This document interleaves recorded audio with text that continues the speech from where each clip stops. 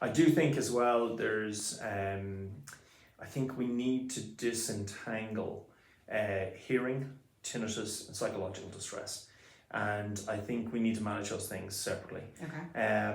I think that, there are too many people trying to solve all of those things with one thing. That people saying that, CBT will solve all of the problems, or that hearing aids will solve all of the problems, or, I think that I've long been a proponent that those things need to be separated, that you need to treat tinnitus, you need to treat hearing, and you need to treat psychological distress. But it's going to take a modal approach, if you like, a multidisciplinary approach, and I think that's something we really need to get into the mindset of, particularly of the caring community, of the HCPs. Yep, because we are trained at some point, right? We've all come into our profession with a background and experiences, and we've been told different things. And so the audiology community at large has been so heavily focused on auditory health, right? That's where a lot of our education has been. And so now that many of us are really focusing more on the tinnitus side, it causes us to change our mindset and have a bit of a paradigm shift to say, what is the main problem they're presenting with? And how do I help them with their individual problem? Instead of always wearing our audiology clinical hat, there's some other hats that we're building, right? And learning and growing into.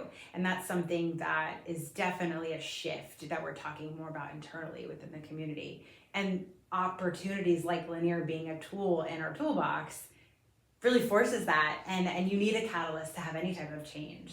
Right? And so it can make patients feel more seen or heard, because we're not trying to solve all of their problems at the same time, but maybe taking a different type of stepped approach. Yeah, one of the things that I like when I started looking at tinnitus in the very early days, and I talked to people, particularly people who are kind of younger, now it seems funny to call people in their 40s like me young, but people in their 40s, early 50s, even 30s, where they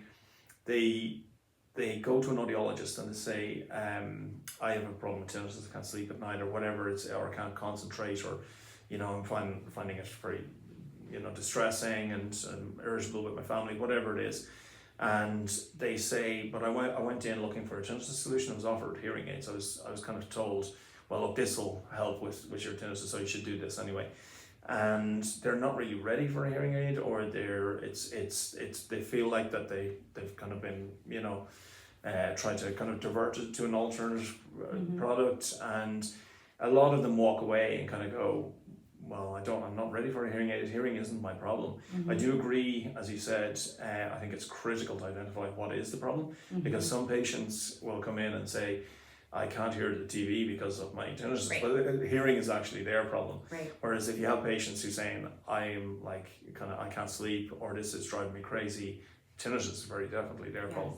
And that's where it comes down to the skills of the clinician to identify that and follow clinical processes. But I think one of the things we're trying to drive change is by making patients aware that there is now, an evidence-based technology there that they can go.